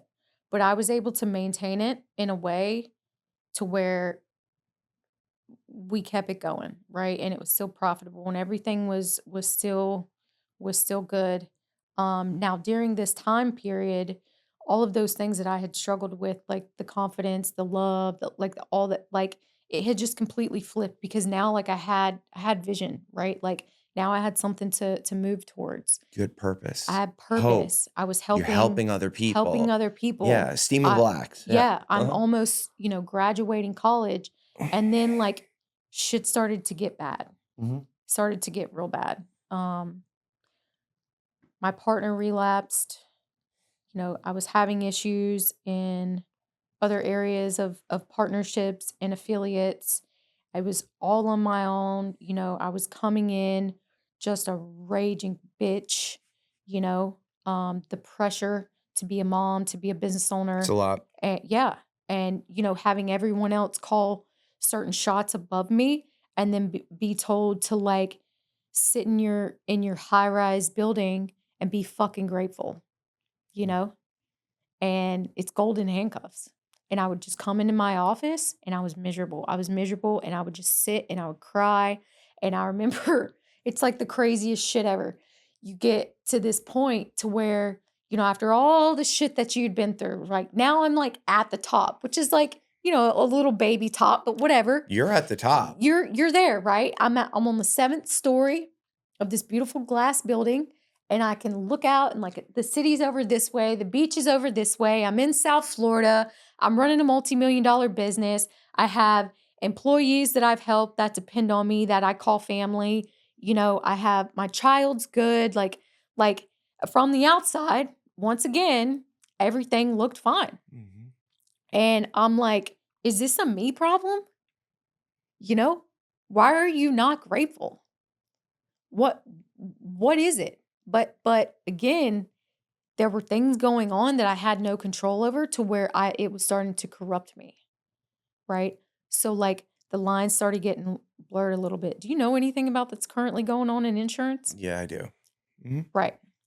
So I started catching on to things that didn't align with me, right? But also couldn't necessarily leave either. Okay. So I little things like, oh, we'll just cut the corners here. It's not that big of a deal. Like starting to just live in certain ways that were not good. Mm. Not good. That was um I wouldn't necessarily say 100% dirty because I tried to do things as honest, as compliant, as best I could with what I had, right? But when you are in that environment, with the not only just the pressure, the expectations, and now doing it all by myself because my partner's out, you know, um, this first time I've ever owned a business, so that whole experience and then the ego that comes with that and all of Mhm. it, it was just like I couldn't by this point I had started to develop a relationship with God to where me and him got very close over those 2 years. Like I believe that he helped put all those things together for me, right? Like now I'm completely back on board. Witchcraft is gone. It's just me and God, right? And so like I'm leaning on him and then once I start noticing different things within what's going on, I couldn't hear God anymore, and like now I'm, lying a little bit, maybe, not really stealing, but like not doing things great, you know, talking to people like shit. I'm just it, and I'm like, I can't do this. I can't do this anymore, you know?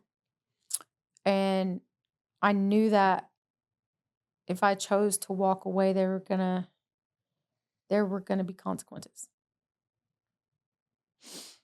Um, but I had faith, that everything was gonna work out. And so I decided to I'm trying to think how to put this.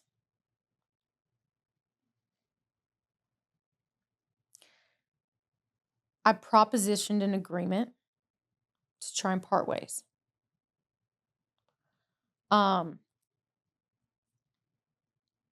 Long story short, I faced a massive litigation war with no lawyer. Um, I lost my home.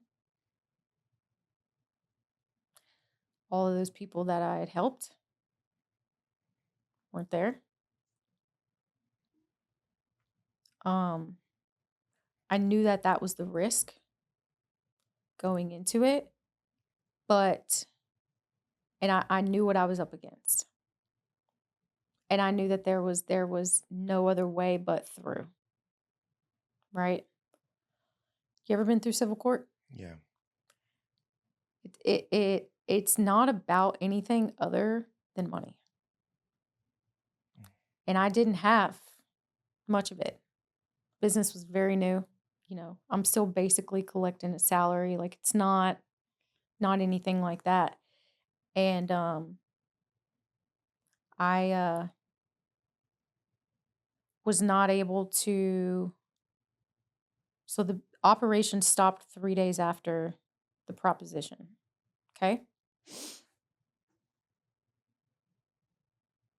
Um I was not able to collect any money. I was not able to work in the industry. I was not able to do anything during this lawsuit.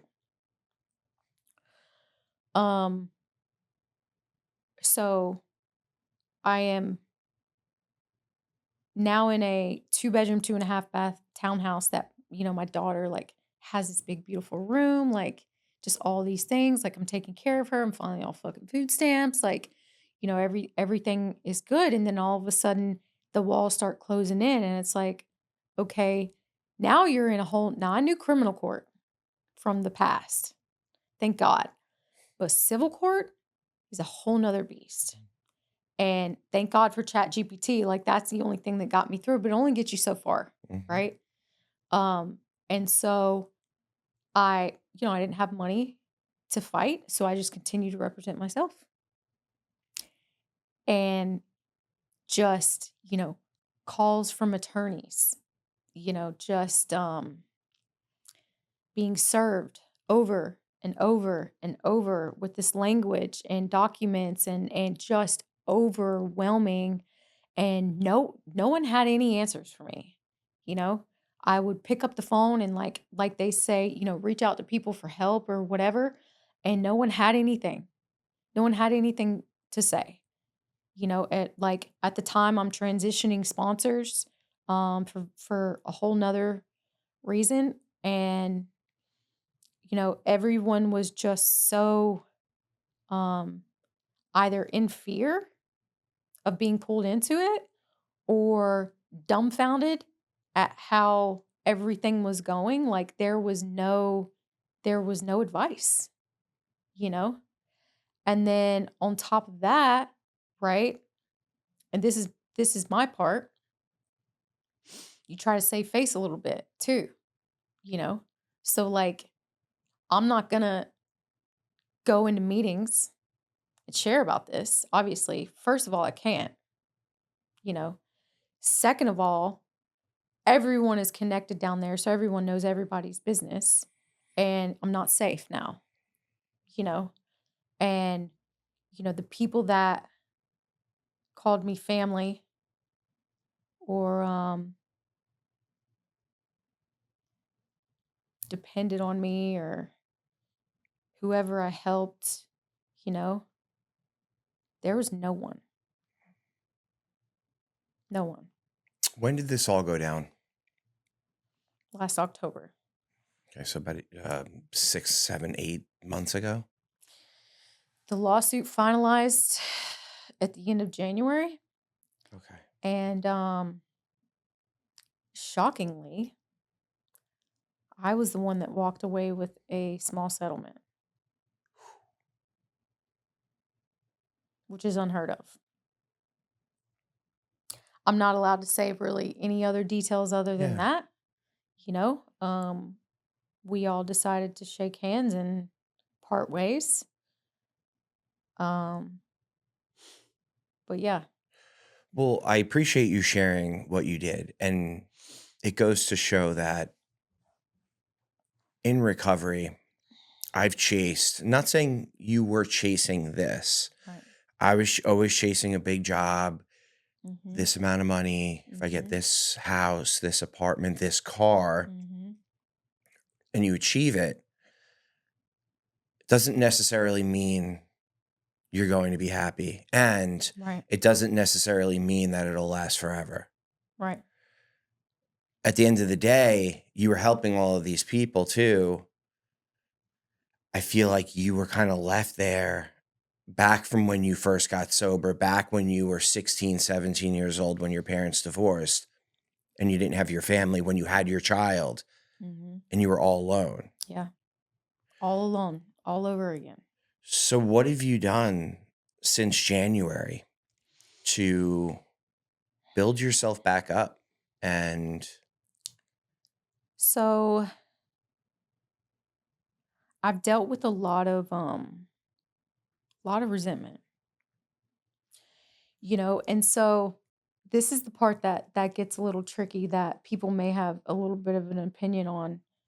Um, they tell us in the rooms we're the common denominator in all of our problems, Mhm. right? if you help so many people and had all these people in your corner, while you had things, um, what's what's the common denominator, right? It's me. By all means, at one point, I was a cunt, you know, for sure. But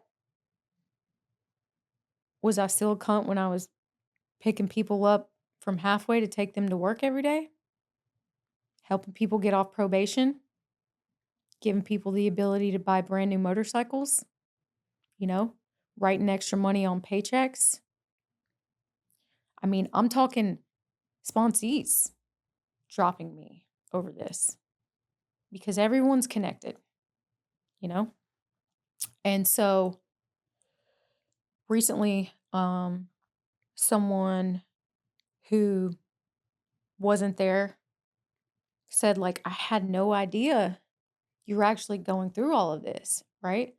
And now I'll take accountability for that because I have always depended on myself and been so strong and been, the leader and like the foundation of everything, especially when you're going up against certain things in the way that I was going up against, and you have people around that just really prefer to see you fail.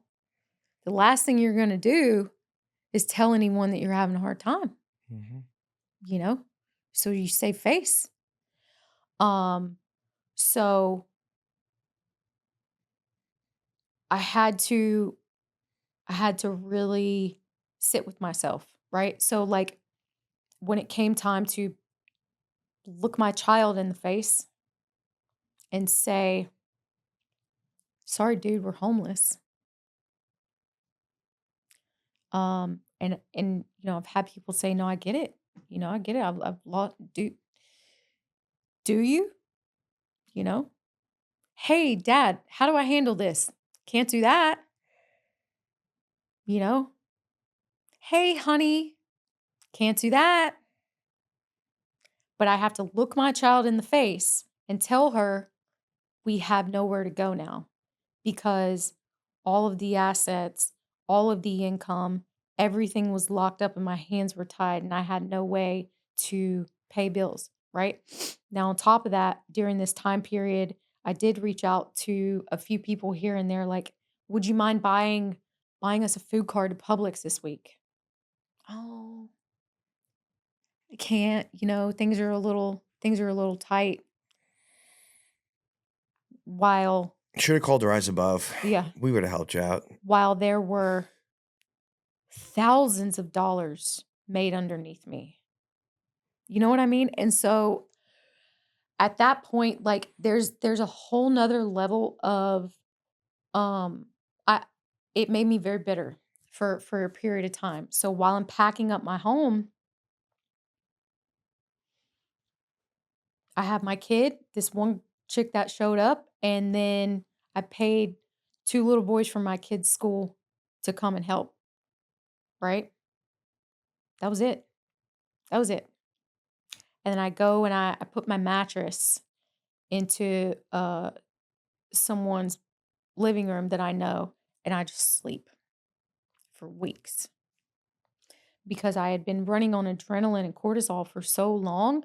Like, I know how to fight, I know how to flight, but I had never experienced the freeze. And that is a whole different level of the response to panic that I had never experienced before. During that lawsuit, there were periods of time where obviously I'm not leaving my home, like I'm scared. I'm scared for several reasons, right?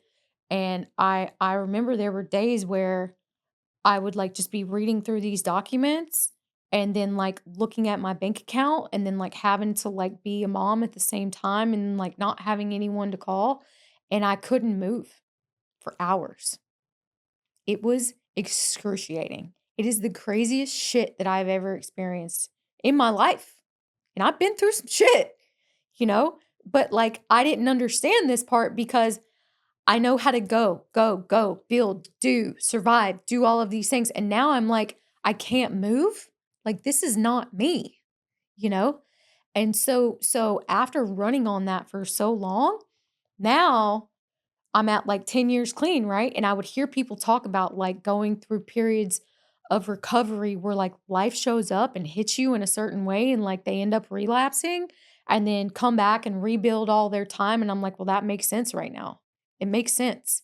I was like, but in spite, I am not going to lose my clean time.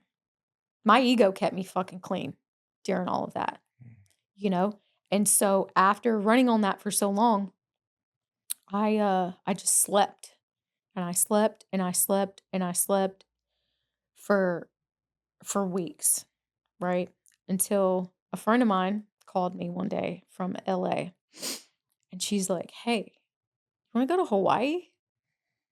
You know, and the lawsuit was finalizing at this time. I had a little bit of money to play with and she was like, "It's completely free. They're gonna put us up in like this bed and breakfast. We're gonna go on a podcast. Like he all you gotta do is buy your ticket." And I'm like, "Okay."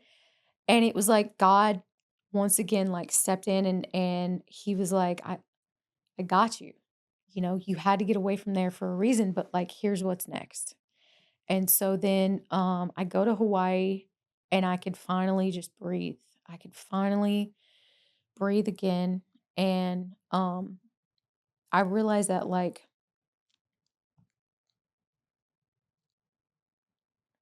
when you are the strongest person in your circle, of course it's going to crumble, you know, at some point. Because if I'm the only thing holding up the foundation, when everyone's leaning on me, who do I turn to, you know?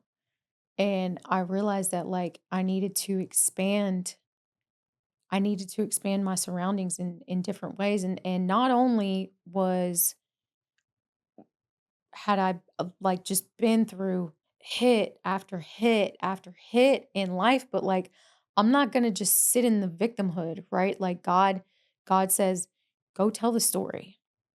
Go tell the story." And you tell everyone exactly what you went through. You tell them exactly everything that you overcame, right? What some people, it probably take them out.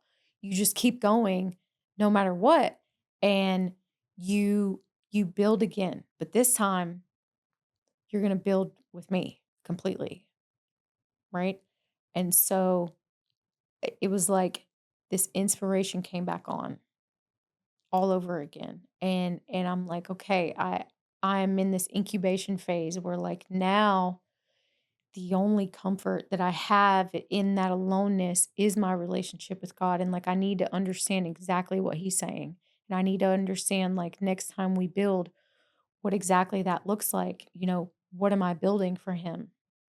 You know, it's not about money. It's not about, you know, necessarily blessing other people in like a monetary value, but about changing lives, building an army for Him, and also sharing the struggles and the stories enough to where other people can eventually hear it and stop sitting in the excuses and the victimhood as well, you know? I had every reason to quit, even at 10 years clean. I almost put myself in a psych ward during all that, you know? But I think also like the save and face thing, in spite of all of it, kept me going too because I wasn't going to let certain people see me fold. Mm. I just wasn't, you know? And I in the tree that I was involved in business, I was the only woman, you know? So like you get used to being around men that are um businessmen, you know, multi-million dollar men that just operate on a different level and it'll make you grow up real quick. And so someone used to always tell me, you have to always keep a steady sword, you know, no matter what. And in spite of the loss, the struggle, the pain, the addiction, all of it, like there's just there's just no reason to use and there's no reason to quit. But you gotta allow yourself some grace at the same time, right? So what I have been doing the past 6 months, 4 months is just um resting. Resting, rebuilding my social media in a way that I know I'm supposed to. Um, obviously I had when you when you face a litigation battle without a lawyer and walk away with a settlement, people start hearing and they're like, "Hey, what are you doing? You want to come do this?" No. No. I don't want to do anything right now. You know? Um and I'm on a very different journey of forgiveness, realizing that like people are inherently self-centered. I am as well. All we think about is ourselves the majority of the time. And the only way to get outside of that is service. Mhm. It really is. It really is. In the big book, it talks about, um, in the doctor's opinion, I think it talks about all the medical ways that they try to help get people clean, all of the therapy, all of the treatments, all of the things. And then these guys start coming in and like helping other people and sharing their stories and like putting the God at the center of that. And I recently switched over to AA and I'm reading through this and I'm like, it's really not that simple, is it? Like, really? After all this time, I thought there would like be some big aha Profound, moment yeah. that you come to where you're like, oh, this is how you find happiness and serenity at like 10, 11 years clean. It's service because it allows you to get outside of yourself. Stop thinking about yourself. Tony Robbins is one of like, obviously the biggest coaches of all time. Do you know that the majority of what he does is selfless service? And he preaches that all the time. He goes and feeds homeless people millions of dollars in different countries and all over. And he says, you have to continue to serve others. And he's not even one of us. You know, all of the greats, all of the people with ample amount of clean time. The biggest thing that they talk about is a relationship with a higher power, God, whatever you want to call it, purpose, something bigger than yourself, which is a higher power, right? And serving other people because it allows us to take the focus off of our own shit, you know? And so realizing that not everyone is there, you know, and that people, just like my parents, just like the people that let me down, just like baby daddy, just like, the men that I have loved that couldn't give me what I wanted. Everyone does the best they can with what they got. That's it. It doesn't mean that they're bad. It doesn't mean that they're good. It doesn't mean that I'm better than cuz again, I have done physical harm to people. I have done mental, verbal, whatever. Everyone's shit different. What people weren't there for me? Well, I hurt them, Mhm. you know? So like that's where it doesn't mean that I'm bad or good or better or worse or whatever. We all have our thing, you know? Some people may be avoidant and not know how to show up for other people. I might just be an asshole out loud. Some people may gossip. Some people might not be able to like stay clean. We all have our thing. But at the end of the day, for me, if God is first and serving other people is directly after that, why do I need to get high? You know? Maybe I go through a period of time that's extremely difficult and I need to isolate and I need to be alone and I need to be with myself and just be with God and fuck everyone else. But ultimately, if you keep pushing forward in those directions, there's nothing that you can't get through. There's no excuses. You know, there's nothing that you can't do. Everyone is capable of greatness. It's just the lies that we tell ourselves as to why we can't. I had all the excuses. So when I hear them, I'm just intolerant, you know? So that's the story. Very well said. And I wanna highlight, when we are serving others and helping other people, it helps us take the focus off ourselves. Right.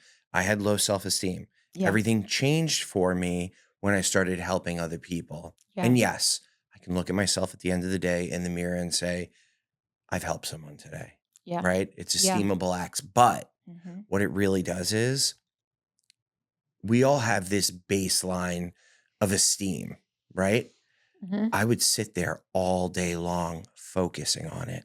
Mm. That's where the low Yes. self-esteem comes from. Yeah. If I think about it long enough, that bar will drop and drop and drop and Yeah. drop and Yeah. compare and this, and I don't have that. I don't have this. Yeah. They're better than me. I don't fit in here. Yeah. But the truth of the matter is, if I'm just not even looking at it, not even focusing on it, over time, I know what my self-worth is. I know who Yeah. I am. Yeah. We just get distorted and we think about it Comparison. too much. Yeah. Right? And we lose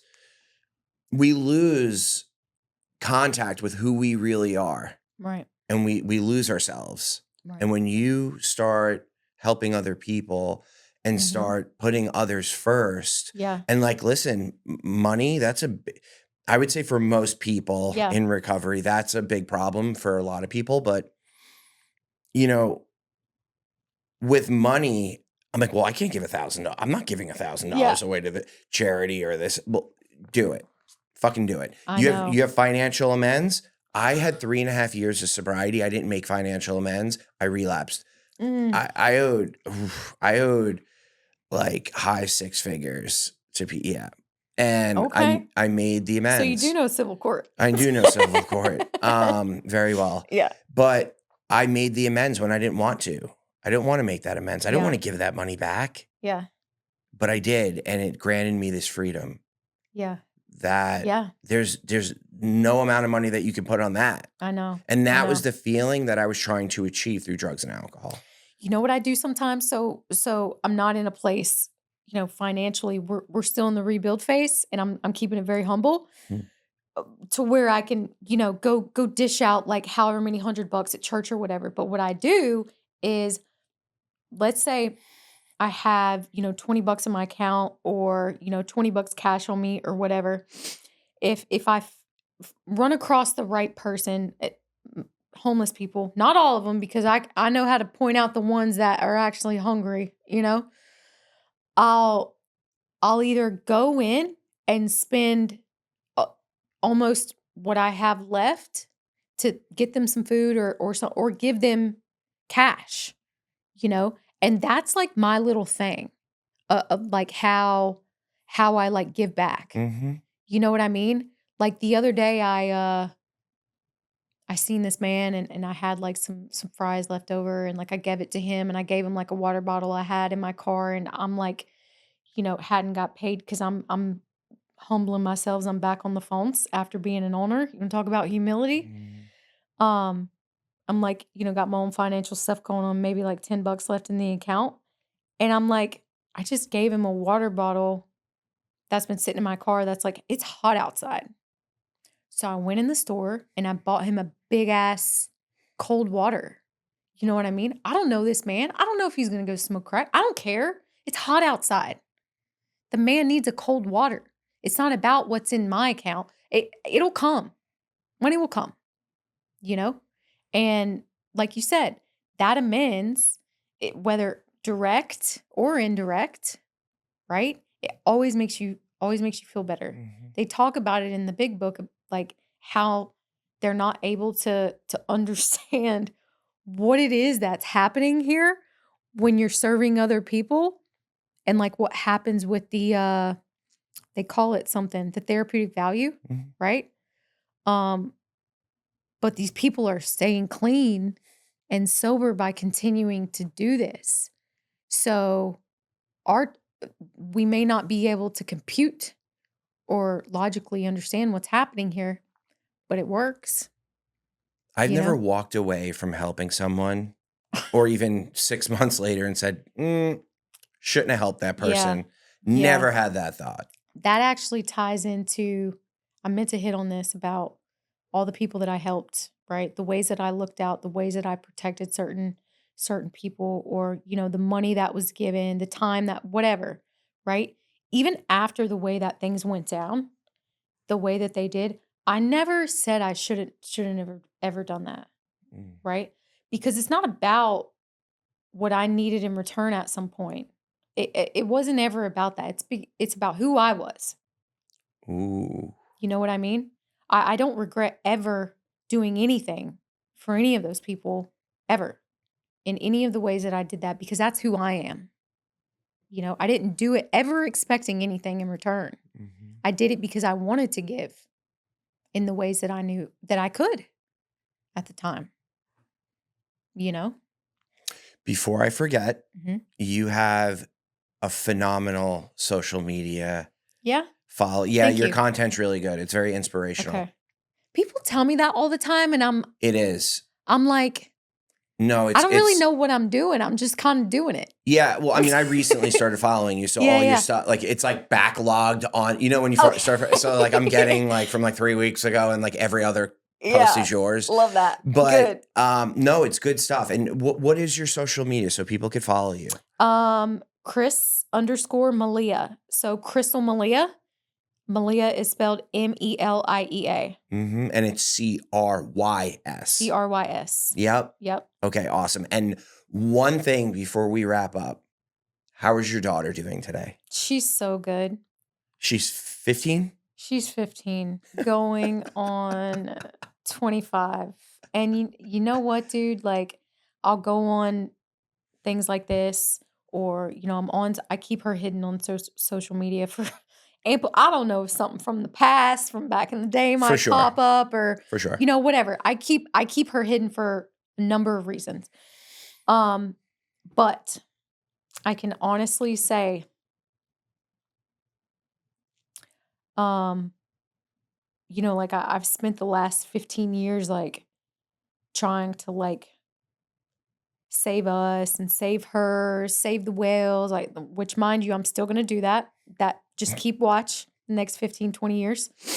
Um, Social media is gonna be the answer to that. Anyways, I keep, like, trying to, like, survive and save and all of this, and, like, dude, little do I know, like, she's been saving me this whole time, you know? Um, as a single parent with no direction, that in itself is a whole nother job, that there's no manual for this, you know. I don't have parents to call to bail me out financially, a mother to call to ask how to handle this situation. You know, the grandmother that I have has passed away. An aunt that I have in North Carolina is really the only family member, but it's very, very estranged. Is that the Mhm. word? So it's just me and her. It's kind of like we grew up together, but she also grew up in the rooms.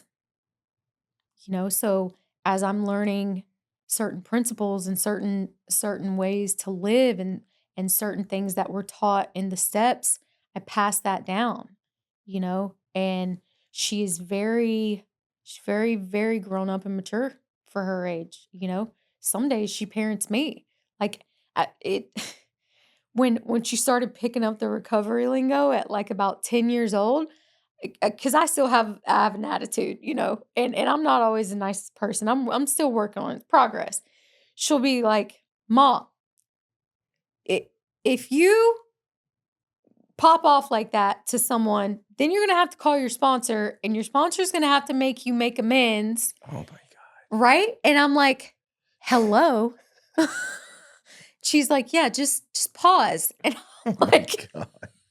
"But dude, like, this is the gifts of recovery, That's right?" amazing. So Yeah. my kid practices these things in her life, Mhm. you know? And so like she's very she's a little more I wouldn't say hardcore than I am, but I give a little bit more grace and more chances, I think, with people than she does. She's a one and done, Mm. you know? She's just like, if you do me wrong one time or I don't really like something, then like we're just gonna keep it moving. She's just a savage like that. Mhm. And I think that's because it has been me and her for so long. Her dad hasn't been around and she just has been exposed to the world in a certain way to where it's very clear what time it is out there. And she went through a period of time in middle school where, she was smoking weed and dabbling here and doing that, and I was mortified, right? I'm like, all this recovery, all this work, like, I'm not necessarily acting my best self out here in South Florida being promiscuous, but at least don't do drugs. Hello, Mhm. you know? And we went through that period of time that was very bumpy, and I actually ended up sending her to stay with her dad for a couple months. And she realized just how good she had it with me.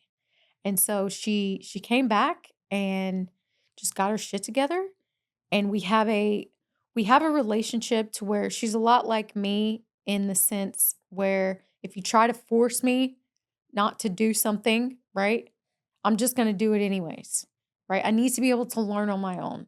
So I'll give her just enough rope to hang herself to where she's able to learn the lesson in her own way. But if she goes too far, like I snatch her back. So for the most part, she's better than me, dude. Mm. You know? She she's everything to me and she doesn't even know it. I don't even tell her enough because I'm hard on her, you know? I have to play dad and mom at the Mhm. same time. But she's amazing. She's an amazing child. Well, I commend you Thank you. because, again, single parent, you've shown up for Yeah. her entire life, and you've been there for her. Yeah. Whether it was, "Hey, we're living in this high rise," or, "We need to move here because of what's going on," Mhm. you've continued to show up for her, and it sounds Exactly. like she's doing great. She's What's crazy is, though, I can't imagine my child smoking weed, and I smoked weed for the first time at, like, 12, 13. it was I a phase. like, it was normal, Yeah. when I was younger, at Yeah. 12, 13, maybe 14, smoke weed, okay, Yeah. everyone's doing it, Yeah. but, like, I'm sitting here Uh-huh. thinking about you dealing with Yeah. this a couple years ago, and Yeah. it's like, "Wait a minute, my daughter's, like, 6 years away from dealing with that."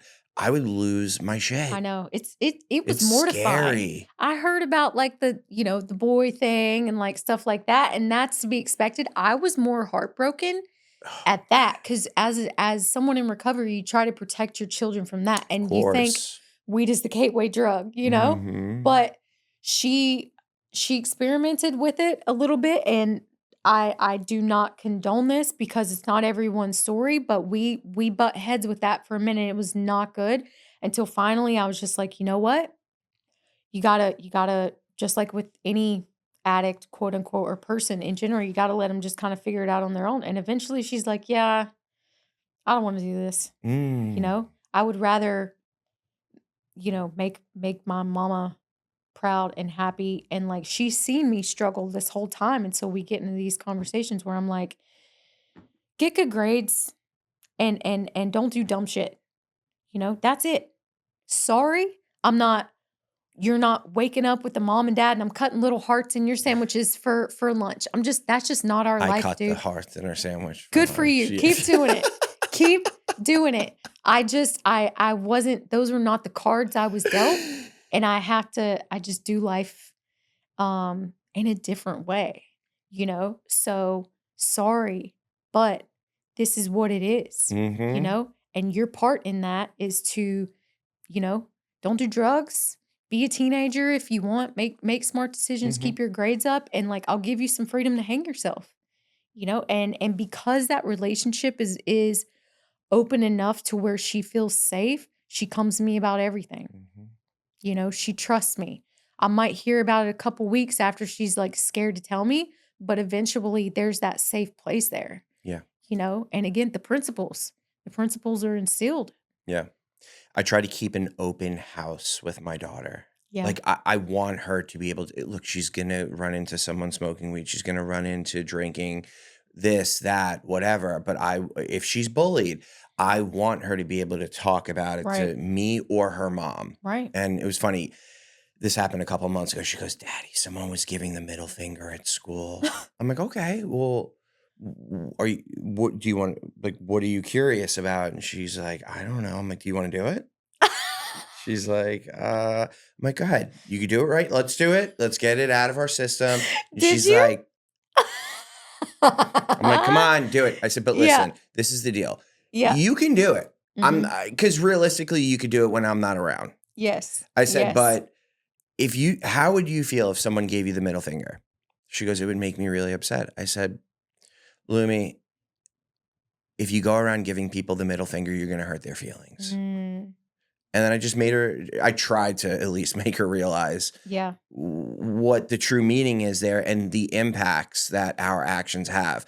But Yeah. I was just happy that she came to me about it Yeah. and Yeah. we talked about it. Good. Keep that. Trying. It's important. Yeah, It's not but always gonna be easy because sometimes you're gonna be like, I wanna strangle you. Like, don't do this. You're in trouble now, of course. But I always teach mine that, you know, even aside, like, don't lie to me because I'm gonna find out either way. Mhm. But there are consequences. Mhm. Even if you tell the truth, do the crime, do the time. You Mhm. wanna you wanna be a big girl and make big girl decisions, you're gonna have big girl consequences. Yep. Eat it, Yep. That's how life is. Well, I wanna thank you for coming on. I appreciate you taking the Of drive, course. coming on the show, and Thank the you for having me. vulnerability. I mean, just to help another person out there, I really appreciate that. I respect it, and, Yeah. yeah, I appreciate you coming on. Thank you.